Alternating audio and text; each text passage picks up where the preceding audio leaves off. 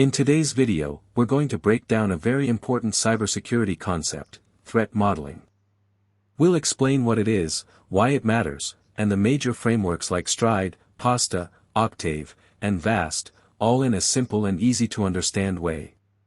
Let's get started. So, what exactly is threat modeling? Think of it like planning home security.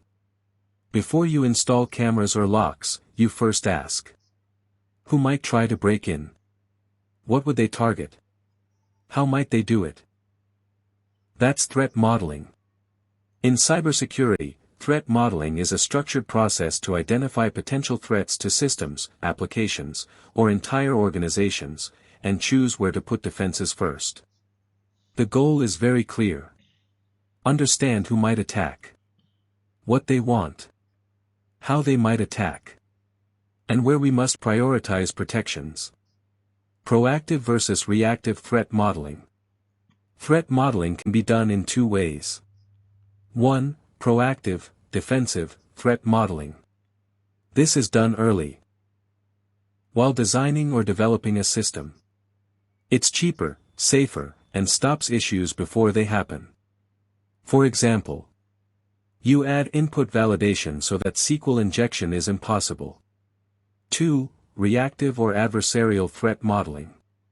This happens after deployment, usually when there are symptoms of an attack or an IOC, an indication of compromise. This includes ethical hacking, penetration testing, code reviews, fuzz testing. This approach finds real weaknesses but often requires patches and can impact usability. Always remember, threat modeling looks for zero-day exploits before harm is experienced. Threat hunting finds them after damage has already started. Threat identification approaches. There are three main ways organizations identify threats. 1. Asset-based. Start with the most valuable assets, like customer data, payment systems, or intellectual property. 2. Attacker-based. Think like an attacker. What are their motives? What tactics or techniques would they use? 3. Software-based. Look for weaknesses in custom applications, insecure code, weak APIs, missing validation, and so on. Threats are then paired with vulnerabilities to calculate real risk. Stride, Microsoft Framework. One of the most famous threat modeling frameworks is Stride. Each letter represents a different type of threat. Let's break it down. S. Spoofing, using a fake identity to bypass access controls. T. Tampering, unauthorized modification of data or code. R. Repudiation, attacker denies doing something because there is no strong logging. I. Information disclosure. Leaking sensitive data like credit card numbers. D. Denial of service, making a service unavailable by flooding or overloading it. E. Elevation of privilege, gaining higher-level access, like becoming admin. Stride helps teams think from the attacker's point of view. Next is PASTA, which stands for Process for Attack Simulation and Threat Analysis. It's risk-centric and follows 7 stages. Stage 1, define objectives. Why does the system matter? What is at stake? Stage 2, define technical scope. List every component, servers, APIs, apps, networks. Stage 3, application decomposition. Break the application into smaller parts and map how data flows. Stage 4, threat analysis. Use industry intel, system data, and known attack patterns. Stage 5, weakness and vulnerability analysis. Match weaknesses with threats, for example, weak validation SQL injection. Stage 6, attack modeling and simulation.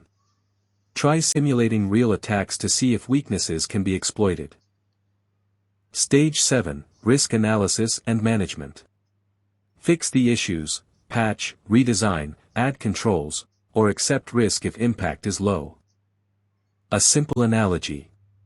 It's like building a house, define purpose, plan rooms, spot weak doors, test break-ins, then reinforce security. OCTAVE.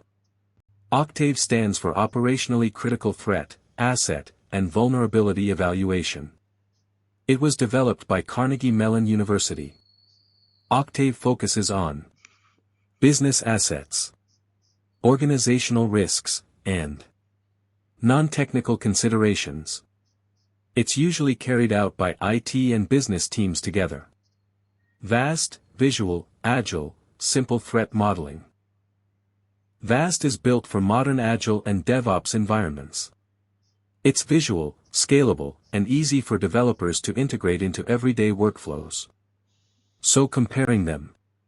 Stride attacker focused. OCTAVE business/asset focused. VAST developer and Agile focused. Threat modeling process steps. Regardless of the framework, threat modeling usually follows these core steps. 1. Determine potential attacks. Create diagrams showing data flow, trust boundaries, and components. 2. Reduction analysis. Break the system into small, understandable pieces. Trust boundaries. Data flow paths. Input points. Privileged operations. Security assumptions. 3. Document threats. Record how each threat works, what it targets, and possible consequences. 4. Prioritize threats. Use techniques like probability times impact, heat maps, dread scoring, damage, reproducibility, exploitability, affected users, discoverability. 5. Respond. Choose mitigations, change design, adjust processes, or add new security controls. Pen testing and wargaming. Penetration testing and wargaming are also part of adversarial threat modeling. Pen testing uses ethical hackers to find vulnerabilities before real attackers do. Wargaming simulates battles between Red Team, the attackers, Blue Team, the defenders. Both sides follow real-world scenarios to uncover weaknesses. Real attackers, and ethical hackers, follow 5 steps. 1. Reconnaissance, gathering information.